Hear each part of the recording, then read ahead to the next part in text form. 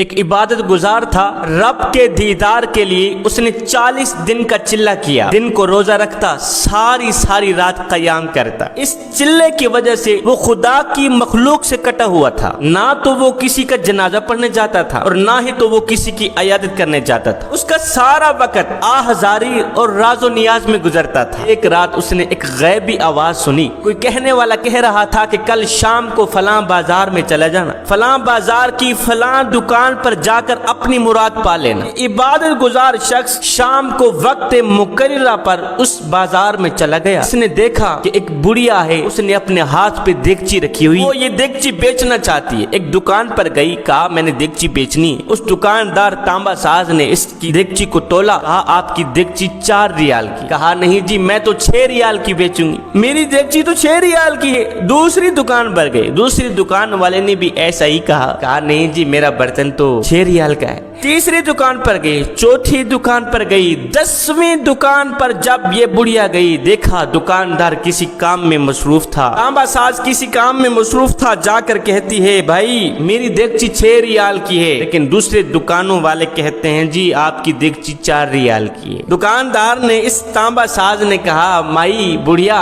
آخر تو اپنی دیگچی 6 ریال کی ہی کیوں بیچنا چاہتی ہے؟ اس نے اپنی دل کی بات نکالتے ہوئے کہا، بڑھیا نے دل کی بات بتاتے ہوئے کہا بھائی 6 ریال کی بیچنے کی وجہ یہ ہے کہ میرا ایک بیٹا ہے جو بہت ہی زیادہ بیمار ہے، بہت زیادہ بیمار ہے۔ حکیم صاحب کے پاس گئی دوائی لینے، حکیم صاحب نے ایک نسخہ لکھ کر دیا ہے جس کی قیمت ہے 6 ریال، اس لیے مجھے 6 ریال کی اشد ضرورت ہے۔ تانبا ساز نے کہا کہ دیگچی میرے حوالے کرو میں ذرا دیکھ لوں۔ دکاندار نے دیگچی دیکھی، دیکھ بھال کرنے کے بعد کہا بڑھیا آپ کی دیگچی تو اتنی بڑی قیمتی ہے کہ بہت زیادہ، آپ کی دیگچی بہت زیادہ عمدہ ہے، اچھا اس کی قیمت میری دکان پر تو 25 ریال ہے، میں تو 25 ریال کی ہی خریدوں گا، میں کیوں کسی کا حق ماروں؟ یہ سنتے ہی بڑھیا نے کہا بھائی آپ میرا مذاق نہ اڑائیں، آپ مجھے 6 ریال دیں، مجھے جانے دیں، مجھے جلدی میں نے بیٹے کا علاج کرنا۔ نہیں مائی بڑھیا مذاق نہیں کر رہا، آپ کی دیگچی واقعی بہت زیادہ عمدہ ہے، قیمتی ہے، لہٰذا اگر مجھے دینا چاہتی ہیں تو میں تو کسی کا حق نہیں ماروں گا، میں تو تجھے 25 ریال ہی دوں۔ اس تانبا ساز نے دکاندار نے بسم اللہ پڑھتے ہوئے 25 ریال اٹھائے، بڑھیا کے ہاتھ میں تھما۔ بڑھیا نے مسکراتے ہوئے دونوں ہاتھ اٹھائے، عرض کی مالک میرے بھائی کے مال جان روزی رزق میں برکتیں عطا فرما۔ دعائیں دیتی گھر کی طرف چلی گئی۔ یہ عبادت گزار کہتا ہے میں اپنی ان آنکھوں سے دیکھ رہا تھا، کانوں سے سن رہا تھا، دوڑ کر آیا تانبا ساز کے پاس، اوے تجھے تو دکانداری کرنی آتی بھی نہیں،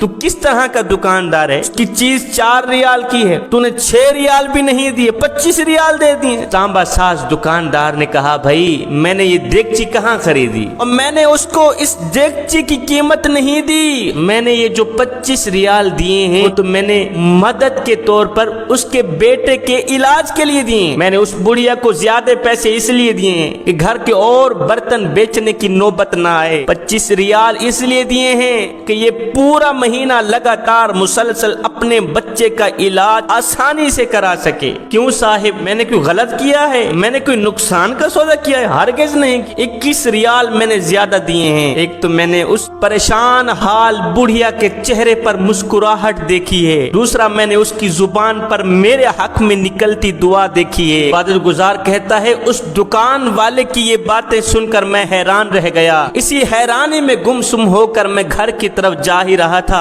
اتنے میں پھر سے غیب سے آواز آئی، کوئی کہنے والا کہہ رہا تھا او عابد چلہ کشی سے آج تک کسی کو اللہ کے دیدار کا شرف نصیب نہیں ہوا، اگر تم اللہ کو پانا چاہتے ہو، اگر تم اللہ کا دیدار کرنا چاہتے ہو تو پھر 4 کام جلدی سے کر لو۔ نمبر 1 گرتوں کو تھام لو، نمبر 2 غریبوں کی مدد کرو، نمبر 3 مسکینوں کو کھانا کھلاؤ، نمبر 4 ضرورت مندوں کی ضرورتوں کو پورا کرو۔ جب تم یہ 4 کام کرو گے اس وقت تم ہمارے پاس چل کر نہیں آؤ گے بلکہ ہم خود چل کر تمہارا استقبال کریں گے۔